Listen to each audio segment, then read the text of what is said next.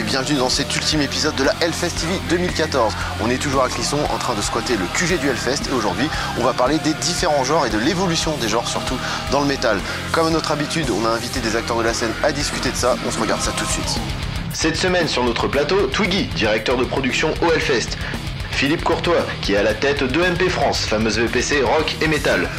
Avec nous également Morgan Rivalin, rédacteur en chef adjoint chez Rock Hard Magazine. Pour finir, on aura aussi Eric Cambrai, fondateur du webzine Metallurgy.com.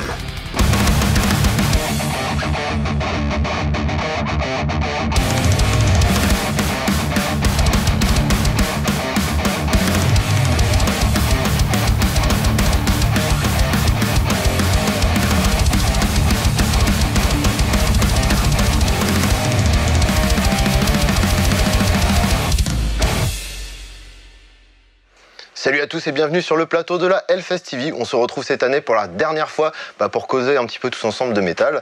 Et aujourd'hui, on va aborder les différentes niches dans le métal. Alors il y a plein de questions à poser. Est-ce que le métal c'était mieux avant? Est-ce que c'est mieux aujourd'hui?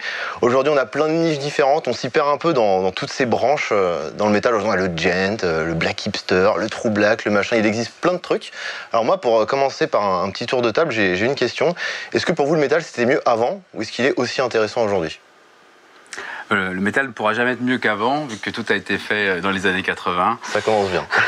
Donc voilà, après on est dans une éternelle ressucée, c'est une roue qui tourne à l'infini, avec un retour de ce qui a déjà été fait. Alors le son, la production, la compression des instruments et la qualité des musiciens a beaucoup évolué parce que dans les années 80, on n'avait pas YouTube pour voir comment on jouait et comment on shreddait. Maintenant, on a toutes les informations en instantané. On n'est plus en recherche de savoir comment jouer son instrument. On a toute l'information, donc le niveau a vraiment monté. Voilà, c'est ça qui change en fait. Donc moins de créativité. Mais peut-être que quelque part en qualité aussi ça a pu faire évoluer le fait qu'on a accès à des nouvelles technologies, à plein de matos. C'est différent, mais les courants musicaux, tout est presque déjà établi depuis bien longtemps. Donc difficile de créer quelque chose de nouveau aujourd'hui. Voilà, faut être un génie, oui. D'accord. Okay. Mais c'est pas pour ça que c'est plus mal, c'est différent, voilà. On fait une... Regarde Orchid qui éclate en faisant du Black Sabbath 70. Du revival aussi. Voilà, on parlera des revival personne. Tu vois, voilà, c'est ça. Ghost qui sort sur la vague à fond revival. On parlera aussi tout à l'heure des revival. Et toi, Eric, du coup, t'en penses quoi de ça aujourd'hui? On en est où là? Moi, je serais pas trop de ton avis, Philippe, mais je trouve qu'il y a plein de styles actuellement. Il n'y a plus de gros styles comme le heavy, le néo, le thrash. Mais il y a plein de petits styles qui se mélangent entre eux, qui font qu'il y a plein de petits groupes intéressants. Ils sont plus aussi connus qu'avant. Merci Internet. Et moi, je trouve que il y a les bases, effectivement, mais on va vers des trucs nouveaux. Ça crée des choses intéressantes. C'est pas que ça soit pas intéressant, en fait. Ce qui se passe, c'est que voilà, il y a plus de. Tu regardes, quand même. Faut être évident que c'est Iron Maiden, on parle que de Iron Maiden, de Metallica. Le groupe récent, c'est Rammstein. Les groupes récents, c'est Rammstein et Amon Amarth. Mais qui finalement sont pas si intéressants que ça quand on creuse, en vrai. Amon Amarth, voilà, c'est très basique. C'est sympa, c'est efficace, mais c'est plus l'imagerie viking qui a donné cette trend. On en parlera aussi, peut-être, vu qu'on parle des genres et des niches, on reviendra sur les looks, etc. Toutes ces choses qui existent et qui sont multi-artistiques, ça existe, mais voilà, c'est le flow, la base de la clientèle fan de métal, elle aime le mainstream, quoi. Soyons réalistes. Et toi, Twiggy, chemise à carreaux, qu'est-ce que tu penses des cheveux longs et des vestes à paches? Il en faut, quoi. Il en faut pour tout le monde. Je pense que c'est établi depuis... Heureusement qu'il y a des repères, en fait. Et artistiquement, ça a été... on est tous d'accord, on a tous les mêmes références, je pense, peu importe les groupes, peu importe les styles qu'on a maintenant. C'est vrai qu'on s'y perd maintenant tellement qu'il y a de groupes et de styles, de genres. Mais on reste tous sur la même base et donc à partir du même moment où on part des mêmes principes. Ouais. Et toi, du coup, Morgan, toi qui es dans la rédaction, j'imagine que tu dois recevoir des tonnes de promos, des tonnes de jeunes groupes qui t'envoient leurs trucs, les labels pareil. Est-ce que tu as l'impression que on perd en qualité? Est-ce qu'aujourd'hui on arrive à avoir vraiment un truc nouveau, un petit truc, on dit tiens, mais ça, j'ai jamais entendu avant, quoi. Est-ce que ça arrive de temps en temps? J'ai pas l'impression qu'on perd en qualité. Par contre, ce qui est sûr, c'est qu'il y a Internet aide à la diffusion de sa musique et il y a beaucoup de groupes qui finalement se copient un peu les uns les autres. C'est plus difficile d'être original sans doute, mais quand un groupe vraiment sort du lot, je pense qu'il a toujours les mêmes cartes à jouer, il a toujours le même potentiel d'interpeller le public. Après, ce que je voulais dire par rapport à ce que disait Philippe, ce qui est sûr en tout cas, c'est que il y a toujours un fossé énorme entre les groupes des années 80 et les groupes qui, même assez récemment, comme Amon Mars par exemple, ont explosé. Non mais assez récemment. C'est vrai, bien sûr. Children of Bodom. Enfin, l'écart est toujours monumental, quoi. C'est hallucinant. C'est peut-être un peu inquiétant d'ailleurs parce qu'on se demande si le métal va pouvoir se renouveler. C'est vrai qu'on se perd vraiment dans la masse. Il y a tellement une quantité phénoménale de groupes que on s'y perd et comme sont reconnus ceux qui ont vraiment quelque chose à dire, quoi. Donc c'est pas plus mal d'un côté. On en avait parlé déjà aussi dans un débat, genre quelles sont les têtes d'affiche de 2020, 2025. Iron Maiden, Metallica, Rammstein. Ce sera sûrement des System of a Down, des Rammstein, du coup c'est un peu triste, quoi, parce que en termes quand même de... Si on peut dire Ghost, Ghost c'est formidable. En 2 albums, ils ont fait la tête d'affiche du Hellfest. Mais justement, c'est Ghost, le miracle de ces 3 dernières années. Ghost, quelque part, il surfe aussi sur parce que le métal, on remarque que c'est assez cyclique finalement. Il y a 5 ans, 10 ans, on avait un gros revival trash avec les Violators, les Havoc, les machins, qui aujourd'hui sont en plein boom. Et là, maintenant, ce qui est à la mode, c'est Ghost qui surfe complètement dessus, parce que c'est le revival 70s. Ouais. On pense au Devil's Blood, au Orchid, tout ça qui fonctionne super bien, qui signe sur des gros labels et tout. Est-ce que Ghost, justement, ne surfe pas sur ce truc-là à fond et qui, du coup, dans 5 ans, 10 ans, ce sera autre chose. Ouais, est-ce que ça va pas passer comme les autres, quoi. Mais moi j'ai l'impression que on va avoir peut-être dans 20 ans effectivement des festivals avec plus de tête d'affiche, quoi. Un peu comme le Roadburn actuellement en Europe. Tu regardes la tête de l'affiche et il n'y a pas une tête d'affiche, quoi. Enfin... Mais finalement, c'est peut-être une bonne chose, parce que c'est un peu énervant. Alors c'est cool, parce que c'est des groupes fédérateurs, les Maiden, tout ça, c'est vachement fédérateur. Mais quand on regarde les mecs maintenant, les cachets qu'ils demandent, la place qu'ils prennent sur les affiches, maintenant, les festivals, faut aller en Allemagne ou dans les pays du Nord pour trouver des trucs de gens hyper passionnés, hyper pointilleux. C'est pointu, bien sûr, mais le Hellfest, c'est plusieurs festivals en un aussi, quoi. Il y a que là en France, qu'en France, il y a plein de choses qui sont pas encore faites. Bon, on a abordé aussi le Wolfstone. Le Wolfstone, c'est le premier festival vraiment où, en extrême en France, en tout cas à l'heure actuelle aujourd'hui, où tu as vraiment du black pointilleux, du death, des groupes death intéressants à aller voir qui sont avec des trucs inédits, etc., quoi. Le Hellfest, en France, il y a le Hellfest. Pourquoi ? Parce qu'il n'y a pas de vraie scène. En tout cas, les scènes se développent pas, quoi, j'ai l'impression. Alors, est-ce que c'est pas plus intéressant de se dire, ok, je sais pas ce que vous en pensez. C'est peut-être bien si on n'a plus de tête d'affiche dans 10 ans et plein de petits groupes, qui ça a plus de diversité, plus de choses à aller voir. Ça sera pas le même festival. Voilà, on n'a pas le recul encore pour savoir ça. On est vraiment nous dans le métal. Faut rassurer les auditeurs. La majorité des gens connaissent 20 groupes. C'est pour ça que. Alors on parle de la multitude créative, je suis absolument d'accord et c'est vrai et c'est formidable la multitude de groupes, mais la réalité, le fan de métal, il connaît 20 groupes et il veut pas en connaître plus. Ça, je pense que ça va changer justement. Internet, 3 clics, tu peux écouter un groupe de sludge. Ils veulent pas écouter plus de musique. Ils n'ont pas besoin en fait. Donc, ils veulent pas. Moi j'ai les gens au téléphone toute la journée, je les vois en festival, je suis vraiment connecté avec eux. Ils aiment Within Temptation ou Nightwish ou donc en fait ce qui est dommage c'est que finalement et quelques groupes autour. Mais les gens qui écoutent vraiment le métal par passion, par amour de la musique et qui aiment cette multitude et qui veulent découvrir, c'est vraiment les mélomanes et on n'est pas si nombreux que ça. Moi je trouve que justement je vois des gars des fois ils connaissent effectivement rien au métal mais ils connaissent un groupe, un truc paumé que personne connaît mais bon ils l'ont écouté sur internet, ils ont bien aimé, ils l'ont mis dans leur favori. Voilà, donc au final ces mecs là ils peuvent être intéressants, ils ont ce groupe là il joue, je le connais, je vais peut-être y aller, quoi. Oh ouais, non, mais... Il n'y a plus le côté tête d'affiche, c'est plutôt tiens ce groupe il est cool. Ouais. Le festival, c'est peut-être un truc cool, quoi. Non, mais le web, ça donne de la place à des petits groupes qui peuvent trouver des fans. Toi, justement, au niveau de ton magazine, est-ce que tu as vu, en tout cas, les thèmes évoluer? C'est-à-dire qu'effectivement, dans les années, à l'époque des fanzines, des premiers gros mags, etc., c'était que du trash, que du bon après. Ça, jusqu'au black metal. Quand le black metal a explosé, ça a fait les grosses coups et compagnie. Et après, on a eu quoi? On est revenu sur les trash légendes, sur les groupes de heavy légendaires, etc. Comment ça se passe au niveau de ton magazine aujourd'hui? Quel groupe aurait le potentiel pour faire des têtes d'affiche de magazines, enfin des couvertures de magazines? La couverture de magazine, c'est un vaste sujet. En fait, les couvertures de magazine, c'est vrai qu'il y a beaucoup de gens qui se plaignent de voir souvent Metallica, Maiden, AC/DC, j'en passe. C'est toujours... j'ai fait le tour. Non, je rigole, ils se plaignent de ça. Et en fait, quand on fait une couverture, à Recard, on a fait en janvier. Mais Audrey Horn, c'était spectaculaire. On a fait une couverture Audrey Horn, oui, merci de le rappeler. Pourtant, Audrey Horn, ça marche quand même bien, quoi. Mais non. On a l'impression. Mais non, pas du tout. Ouais. On avait fait une couverture Soilwork en 2003. À l'époque, on nous disait ah ouais, vous faites Soilwork, vous surfez sur la vague. Les ventes d'albums de Soilwork en France, ça ne représentait rien du tout. Audrey Horn en janvier, malheureusement, il y a quand même une différence importante entre une vente d'une couve Metallica et une couve Audrey Horn, même si pourtant, on va sur Internet, on regarde les commentaires, tout le monde dit « Ah, Audrey Horn, c'est bien les gars, franchement, voilà, vous êtes dans votre rôle, c'est bien, voilà, enfin autre chose, c'est bien. » Mais en kiosque... Ça se vend pas. Ça se vend moins, parce qu'en kiosque, il y a une dictature du groupe mainstream, comme tu disais, du groupe fédérateur. C'est pas pour rien que vous avez tout le temps les mêmes... Alors, on n'a pas tout le temps les mêmes couvertures. Souvent les mêmes couvertures, pardon. Souvent, disons qu'il y a des groupes qui reviennent.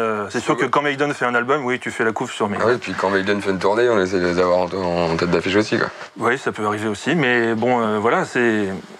Les fans de Maiden sont aussi, sont des lecteurs de Recard très très très fervents. Mais alors, est-ce que du coup, est-ce qu'on peut, pour conclure cette partie-là, en tout cas du débat... Je m'en plains pas, personnellement. Moi, je suis très content que les fans de Maiden suivent, se passionnent toujours pour une couverture sur leur groupe. C'est rassurant quelque part de voir qu'il y a des fans qui vraiment sont là, quoi. Et alors du coup, comment on fera pour vendre quand on fait du magazine, des trucs comme ça, ou même qu'on fait des concerts, quand il n'y aura plus de grosses têtes d'affiche à présenter comme ça au public, qu'est-ce qui se passera du coup? C'est pour ça qu'on essaye de faire des couvertures Volbeat, des couvertures Audrey Horn, des couvertures Opeth. Pour promouvoir les petits, les moyens en tout cas. On essaie. Ce ne sont pas des petits. Enfin, Audrey Horn, c'est un petit groupe. Honnêtement, moi, j'adore ce groupe. Je suis vraiment fan de ce groupe. Objectivement, c'est pas un gros groupe, quoi. On essaie de préparer l'avenir, oui, c'est sûr. Préparer le terrain, ouais. Mais dans 30 ans, tu pourras aussi faire une couverture Maiden en disant « Ah, il y a 50 ans, Maiden. » Ça disparaîtra jamais, quoi. C'est l'histoire du métal. De voir ce qui va se passer même dans 10 ans. Hein. Mais après, moi aussi, je suis curieux de voir ça. Hein. Nous, à l'inverse, nous, on n'a rien à vendre, on fait un site web. Mais justement, on met pas du Metallica, du Iron Maiden. Forcément, quand on fait une news sur eux, ça marche mieux. Mais en tout cas, notre signature, en gros, c'est on va mettre des groupes en avant qui sont pas du tout la connus, découverte, bien sûr. Et ça marche aussi, quoi. Ça fait 10 ans qu'on fait, on doit avoir à peu près le nombre de lecteurs. Alors, après, nous, c'est pas payé. Alors vous, c'est ça en termes d'économie, parce que là, on est avec des gens qui ont besoin de se payer, de payer des gens, de ressortir un truc tous les mois en format, en plus des formats physiques. Est-ce que il y a une économie derrière tout ça? Est-ce que vous avez des contraintes au niveau des frais, etc. et du coup vous êtes obligé de faire vendre votre âme au diable quelque part? Alors justement, j'ai choisi de ne pas en vivre exprès pour rester indépendant, pouvoir faire ce que je voulais. On gagne de l'argent parce qu'on a quand même des frais, ça coûte assez cher de faire tourner le site. Après, je pense qu'on pourrait en vivre si on voulait. Il y en a certains qui arrivent, genre Radio Metal, ils sont 2, je crois, à être salariés. Donc voilà, il est possible de vivre sur le net. Après, nous, c'est clairement un choix de ne pas le vouloir pour rester totalement neutre, quoi. Et que ça reste quelque chose où c'est juste la passion qui fait vivre le truc, et pas derrière, ah tiens, j'ai besoin d'emplir mon frigo. Voilà. Mais de toute façon, il faut lire le métal à plusieurs échelles. Je pense qu'il y a vraiment... Il y a de la place pour tout le monde, vu qu'il y a une multitude de groupes et une multitude de demandes par les fans et par les musiciens. Souvent, qui sont les mêmes, d'ailleurs. Parce que qui n'a pas son groupe, qui n'a pas sa guitare à la maison. Ils sont multitâches, les métalleux en général. Voilà, là, on est sur le Hellfest, on est sur un gros webzine, on est sur un gros magazine français. Voilà, on parle de choses généralistes, absolument. Mais c'est vrai que, quand on fouille... La complication entre la tête d'affiche et la niche, c'est vraiment... Le monde est scindé en deux. C'était juste... Je voulais revenir là-dessus. C'est juste la majorité.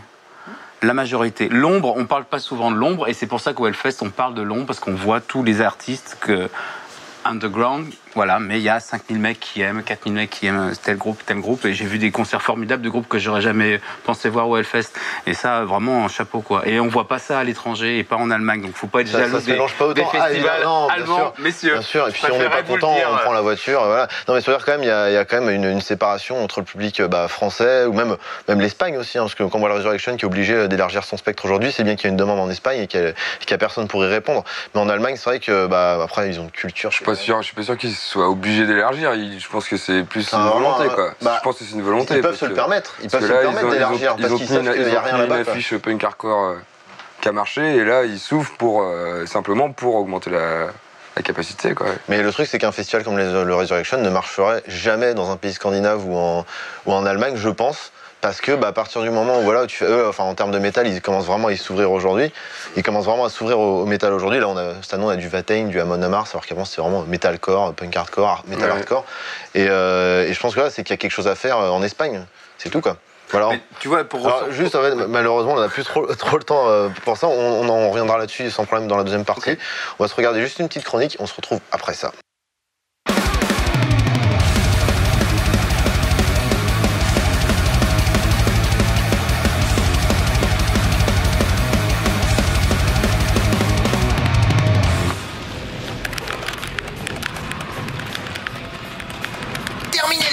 Loyer impayé depuis 6 mois, les teufs jusqu'à 7h du mat, les voisins qui se plaignent de bruit bizarre toute la journée, allez hop, vous prenez vos affaires et vous dégagez de cette baraque.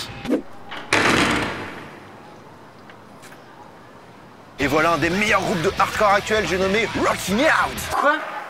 Rotting Out. Attends, comment? Rotting Out. Ah, Rotting Out. Serial killer. Bon, déjà, il manque 2 chicots là devant au chanteur, et ça vous donne un bel aperçu de ce que vous allez vous manger dans les dents en live. Il va y avoir baston, et c'est pas étonnant quand on voit la violence des breaks et l'efficacité des riffs envoyés par ces jeunes Californiens. Ils viennent de San Pedro, un petit quartier ouvrier du sud de Los Angeles, d'où l'accent hispanique parfois. On n'aime pas trop les R6 dans ton genre, par chez nous. Bon, ça va les références de merde. N'oublions pas que le sud-ouest de Los Angeles est le fief de groupes tels que Suicidal Tendencies et Pennywise. Et quand on découvre Rotting Out, on se dit que la relève va faire très mal. Et on continue avec d'autres trimardeurs, mais dans un genre complètement différent. Ils nous viennent des Pays-Bas et il s'agit de Urfaust. Urfaust officie dans le clochard black metal. Une petite pièce, s'il vous plaît. Oui, enfin, ce style n'existe pas. Hein. C'est juste qu'ils ont sorti une compile qui s'appelle Ritual Music for the True Clochard. Mais c'est clair que cette dépression éthylique et le froid brutal qu'inspire la musique d'Urfaust peut nous ramener à ce qu'est la vie d'un SDF alcoolique. Cette musique est tellement introspective, belle et triste à la fois que je me demande vraiment comment un groupe va s'en sortir dans un grand festival comme le Hellfest. Et s'il y a bien une chose qu'il ne faudra pas faire... Eh mon gars, tu vas voir Urfaust. Ouais, j'entends qu'ils s'en sortent. Il déchire ce groupe, mon gars. Eh, t'as vu la chronique des mecs de Two Gaze? Eh, ça déchire. Ah, ouais.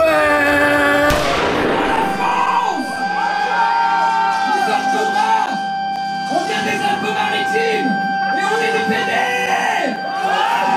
On retrouve dans la musique de Cobra un esprit punk franchouillard et un esprit métal, mais qui n'entre pas forcément dans la catégorie du trash metal. Si Cobra fait bien bouger la tête, certains métalleux un peu limités, ont du mal à cerner l'esprit franc du collier et dérisoire de cette formation originaire des Alpes-Maritimes. Mais comme le groupe le dit si bien...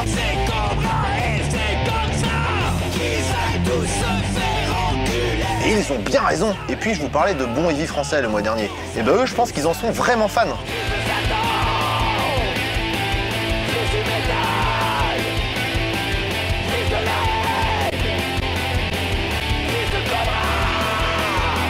De toute façon, il est très difficile de décrire l'univers de Cobra, mais Internet le fait très bien. Sur le clip que je pense non officiel de PD et drogué, oui bon, ça va, YouTube nous suggère le premier album de Crass, la parodie des inconnus sur le hard rock, un spectacle de Franck Lepage, conférencier un peu gaucho qui déboîte sa race, la vidéo du taré qui se prend pour rat en allant se geler les couilles dans une forêt je sais pas où en France, et une vidéo sur les champignons hallucinogènes.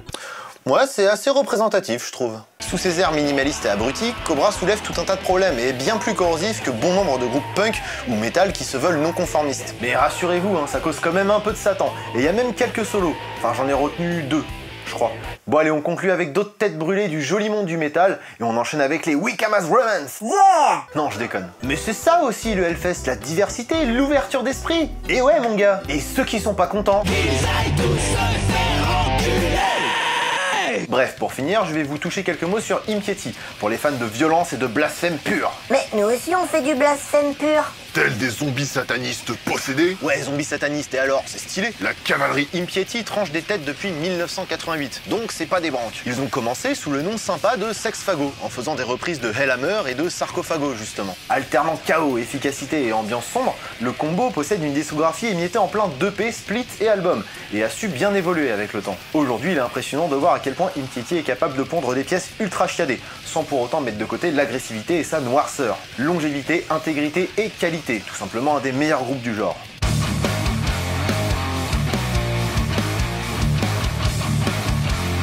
De retour sur le plateau de la Hellfest TV accompagné de mes invités.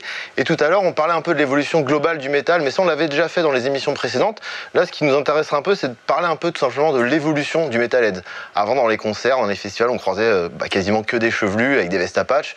Maintenant, on croise des mecs à casquette, des mecs à cheveux longs, des mecs avec des chemises à carreaux, des mecs qui en ont rien à foutre, et ils ont bien raison. Qu'est-ce que vous pensez, vous? Est-ce que vous pensez que c'est une bonne chose, ou est-ce que c'est, voilà, on perd les valeurs du métal aujourd'hui, justement tellement le spectre s'est élargi? Qu'est-ce que vous en pensez, vous, de tout ça? Toi qui vends beaucoup de merch, par exemple, et qui a dû voir justement cette évolution. L'évolution, elle est fulgurante, et à l'image des milliers de groupes qui existent. Donc en fait, tout est un look métal quasiment.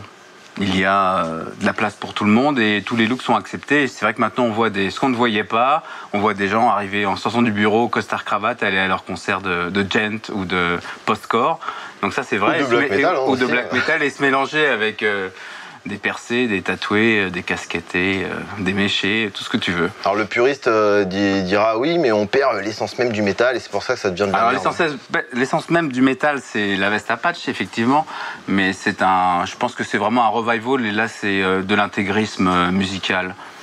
J'adore la veste à patch, nous avons tous eu notre veste à patch, mais il y a autre chose.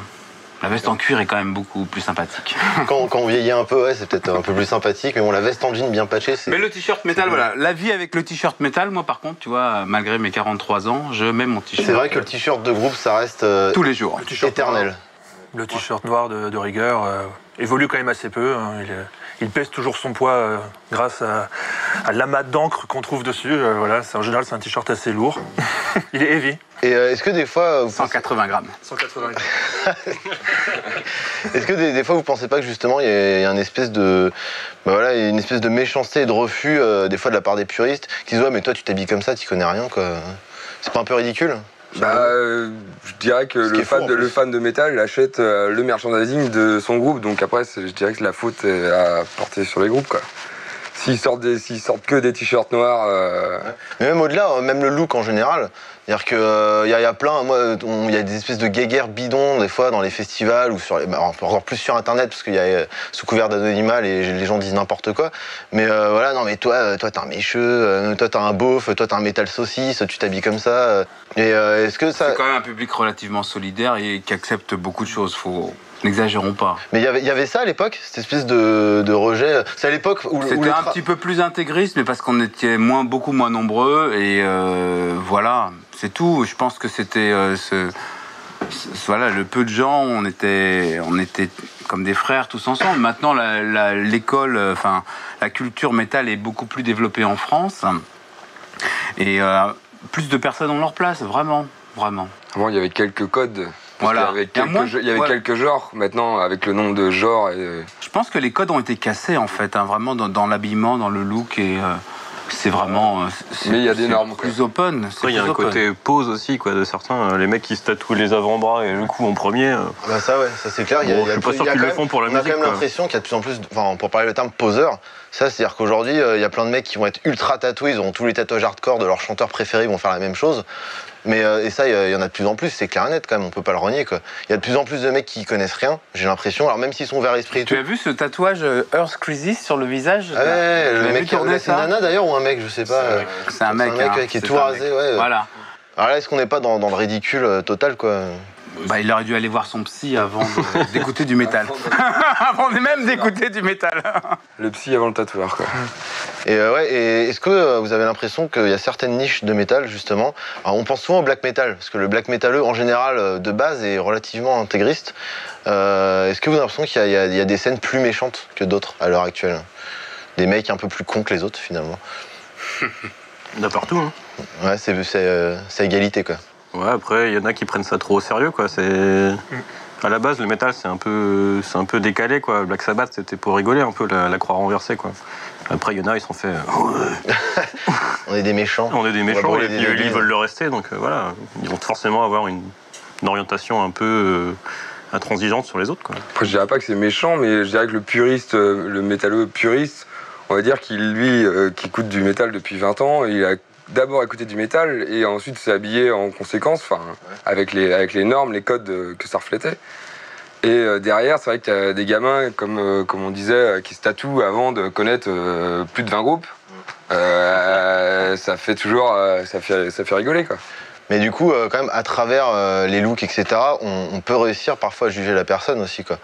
Ah oui, tout à fait. Mais c'est très codé, hein, malgré tout. C'est très codé. C'est très codé, mais je pense qu'il y a une acceptation, voilà, de la différence de l'autre à l'intérieur du métal. On est, tu sais, un concert métal, enfin, vous connaissez tous, on n'est pas là. Alors bon, il y a des gens qui se jugent, mais enfin, tu vas pas regarder trop le mec qui est à côté de toi quand tu passes un bon concert avec lui.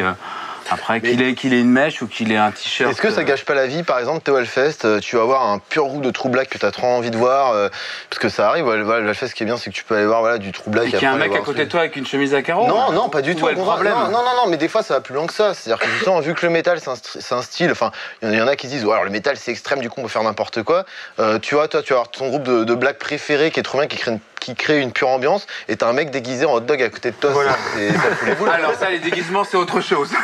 C'est autre chose. Mais il y en a, ils vont pas à leur concert ou à leur festival s'ils ont pas leur panoplie de déguisements débiles, quoi. Alors c'est marrant, c'est rigolo, voilà, et puis ça fait des jolies images. C'est le buzz que font les médias par rapport à ça. Je pense que c'est pas l'essence même d'un festival métal comme le Hellfest, ni d'un concert, le déguisement. C'est pas l'essence même. Mais voilà. C'est un amusement, c'est la partie camping. Après, c'est autre chose, c'est une attraction parmi le festival. Faut pas juger ça. Je voulais juste rebondir sur le black metal. Donc j'ai eu la chance de vivre tout ça en temps réel. Et c'est vrai, pour parler de la méchanceté, le côté ésotérique et evil de la seconde vague, donc 92, 93, 94, en Europe, pas qu'en Norvège, mais tu vois, dès la sortie du Split Enslave Emperor, ça a vraiment changé les codes et les données. Il y a eu, vu qu'Internet n'était pas encore puissant à cette époque-là, il y a eu vraiment un profond changement de mentalité, une profonde haine. Voilà. Les gens sont rentrés dans le trip. Alors qu'à la base, c'est de la putain de musique. Absolument. Ce n'est que de la musique. Ce n'est que de la musique. Mais là, c'est vrai que ces années-là, on a connu vraiment une essence différente que la musique, une espèce d'idéologie, une psychologie. Le black metal, quoi. Les origines du black metal qui sont un petit peu dénaturées maintenant, parce qu'on prend à 20 ans, donc de toute façon, c'était il y a longtemps. Mais il y avait vraiment quelque chose d'impalpable et d'evil. Ouais. Et toi, Eric, j'avais une question, justement, je me demandais, tu penses que tu draines quel type de lecteur avec ton webzine? Parce que justement, j'ai l'impression que Métallurgie, et moi je trouve ça très bien, qu'il y a une évolution plus vers les trucs arty, post machin chose, tu vois, c'est pas 100% métal, tu vois, contrairement à des VS, à des usines qui eux restent quand même très métal. Toi, tu penses que c'est qui les gens en fait est-ce que c'est forcément des métalleux déjà qui lisent Métallurgie? Question piège. Alors je les connais pas tous, mais après je dirais c'est difficile à dire parce qu'effectivement on a des mecs qui sont pas métal, qui écoutent des trucs un peu à part. On fait des ouvertures vers du hip-hop des fois. Alors là, t'as le métalleux de base qui fait Métallurgie, marqué métal dedans. On le sait, mais on a envie d'ouvrir vers un peu tout. Donc, alors que depuis Anthrax et Public Enemy, ça se mélangeait déjà plutôt bien. Mais le métal se mélange avec sympa, tout. C'était sympa à l'époque. Même le black metal se mélange avec le post-rock, quoi. Mais on le voit bien avec Alceste, de toute façon. Ouais, Alceste, pas forcément, mais Diffevan. Oui, voilà, le post-hardcore et le black metal surtout. Enfin, les ambiances sombres, ou même les Amenra qui développent des ambiances super sombres et qui. Donc ça fait un peu ésotérique, quoi, mais c'est pas du tout du black metal à la base, quoi. Ouais, moi, des fois, s'en inspirent. Quand je rencontre des lecteurs réguliers, ils ont rien de métal, des fois, même au niveau look, ils sont pas du tout métal, mais tu vas les voir au Hellfest, tu vas les voir dans des festivals ailleurs. Voilà, c'est pas le cliché du métalleux, quoi. Après, je pense qu'on a tout. On a des mecs qui sont à fond de Metallica, Iron Maiden, et puis d'autres qui vont aller creuser. Et oui, toujours. Toujours. On revient aux sources, quoi qu'il arrive. Mais et du coup, vous, est-ce que vous avez des exemples à donner de choses que vous adorez dans le old school, par exemple, des vieux trucs, on va pas forcément parler des groupes connus, et des trucs en fait qui n'ont rien à voir, des trucs plus modernes. Ou si tu vas voir un puriste, il dit non mais attends, comment tu peux aimer ça sans aimer ça, vous personnellement, par exemple, par rapport à vos goûts? Toi, Twiggy, c'est vrai que quand on te voit de base, je dis mais attends, ce mec-là il écoute pas de métal, enfin un mec un peu borné, qu'est-ce que tu viens me parler de métal? Ouais, c'est sûr qu'avant je paraissais peut-être plus métalleux, mais je pense qu'en ouvrant ma culture musicale, je pense que je me suis à un moment désolidarisé de tout le courant, et voilà, j'écoute de tout, franchement, donc Mais je pense que je sais justement, pas, d'appartenance à... c'est une bonne chose. Oui, On se, l'histoire de l'appartenance aussi, hein. désolidarise tellement il y a de courants. Pour pas se sentir perdu, voilà, je suis qui je suis, j'aime la musique métal, j'aime d'autres musiques, je suis mélomane. Mais voilà pourquoi, c'est pas une obligation en fait. Voilà. Ouais, quand bien même, si j'avais été fan de Black absolu et tout en écoutant d'autres styles, si j'ai envie de m'habiller façon black metal, c'est peut-être simplement parce que le style me plaît, quoi. Ouais. Mais que c'est pas cher. Ouais, mais il y a aussi on ressent un besoin d'appartenance, c'est énorme, quoi, des fois. Tu penses qu'on a maintenant, en 2013, on a besoin...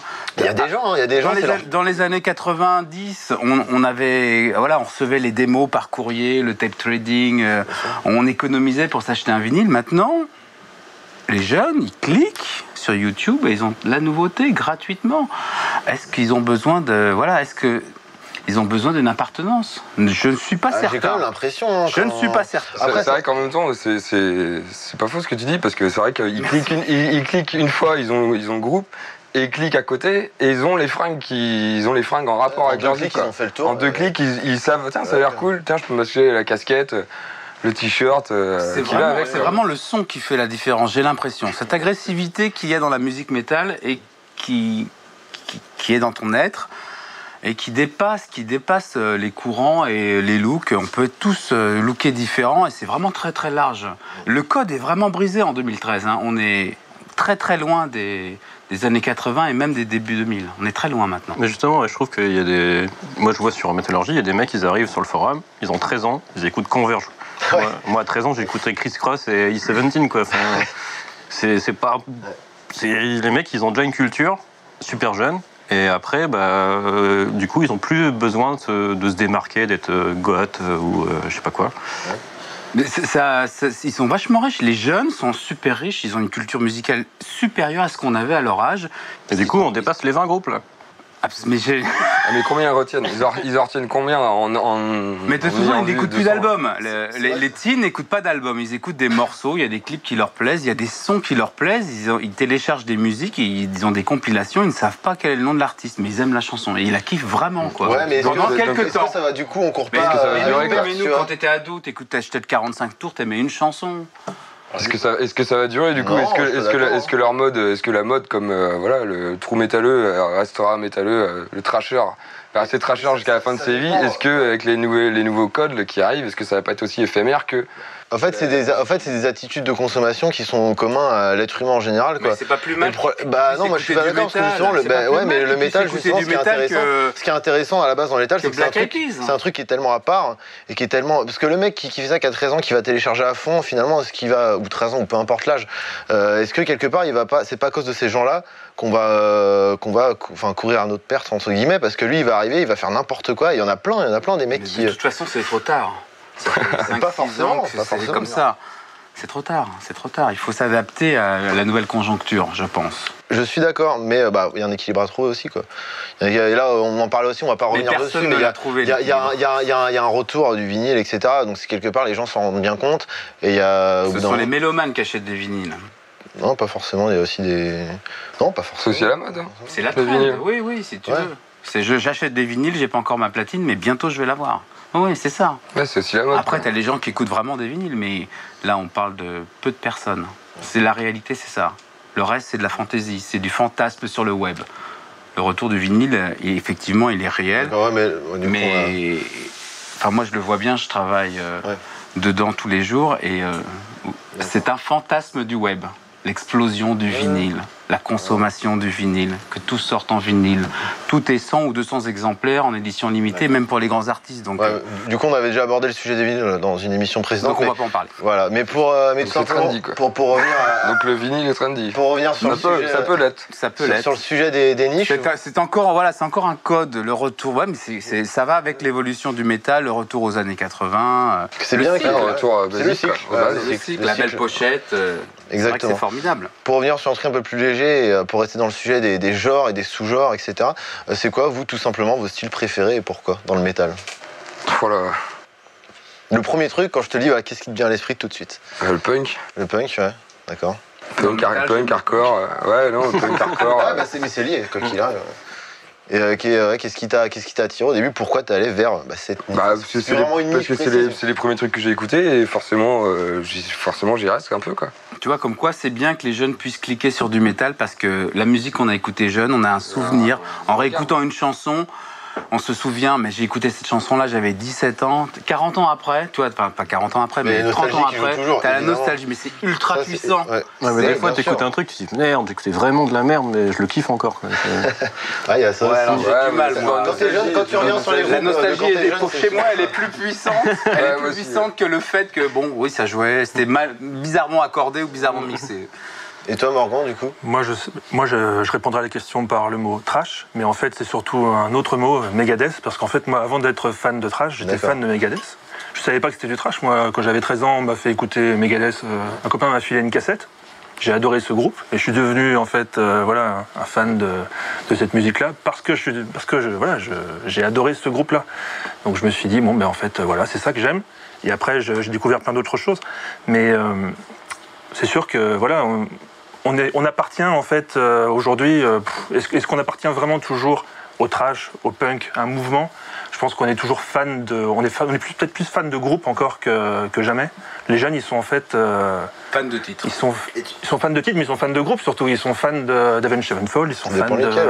Il reste une bonne poignée de gros passionnés qui vont toujours connaître l'album par cœur, toutes les paroles, machin. Oui, moi je suis pas aussi pessimiste là-dessus. Je reviens au concert d'Avenged Sevenfold. Du tout, par contre.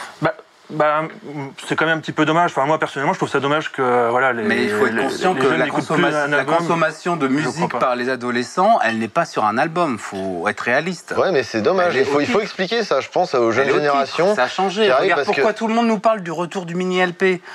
Pourquoi on se fait chier à faire un album? On fait un mini LP tous les 6 mois, comme ça on peut trouver des dates. Ce discours-là, il est vraiment, on l'entend partout maintenant. Tu vois, c'est hyper intéressant. Single, dans ce cas, mais voilà, le retour du maxi single, oui, tout à fait. Et tu penses quoi de toute la vague revival trash, justement, là, des mecs qui à l'époque du trash, ça se trouve, n'étaient même pas nés, et aujourd'hui ils font du pur trash, avec des prods parfois un peu plus modernes, etc., mais en tout cas hyper efficaces. T'en penses quoi, toi, t'aimes bien? Il y a des groupes que t'aimes bien là-dedans?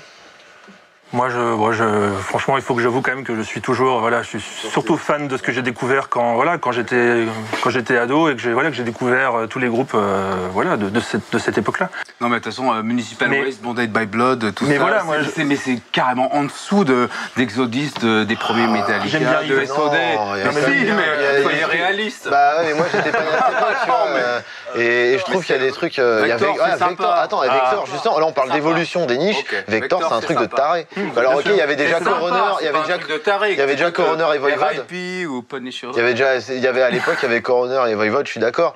Mais Vector, quand même, ça prouve que. Vector, c'est sympa, c'est une ressucée intéressante de ce qui a été fait 100 000 fois. Ouais. C'est très bien.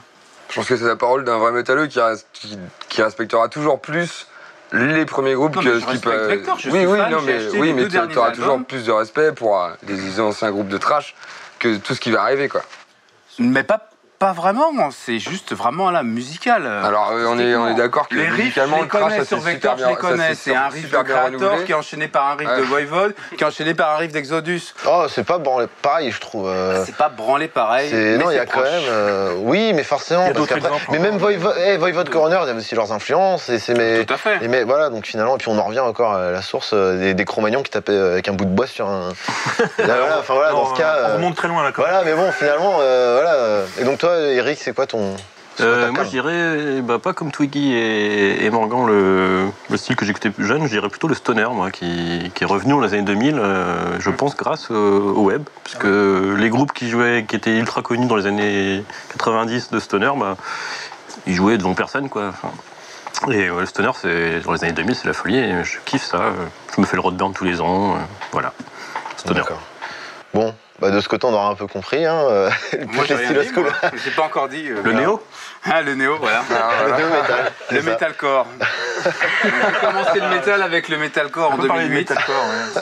Et je suis très content. Non, très bien. Non, moi, c'est l'extrême dans la musique. Voilà. L'extrémisme dans la musique, c'est ça que j'ai aimé tout de suite, très jeune. Donc, plusieurs To Kill de Creator. L'extrémisme avec le mélange de musique classique, tu vois, avec Celtic Frost Into the Pandemonium. Bien sûr, oui.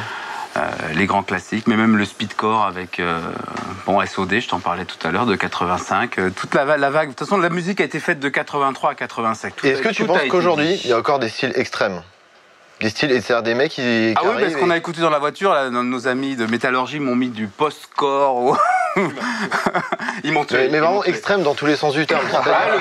Le drone est extrême. Alors ça, c'est vraiment, alors c'est expérimental, c'est jusqu'au boutiste. Voilà. Je dirais pas extrême. Voilà. Le drone on dépasse le mot musique. On est dans quelque chose de différent, un magma où on peut pas mettre de mots. Voilà. Mais vraiment, ce qu'on dit, le métal, c'est un truc viscéral. On aime cette espèce de violence, cette espèce de truc incompréhensible. La première fois que tu l'écoutes, ça te prend aux tripes.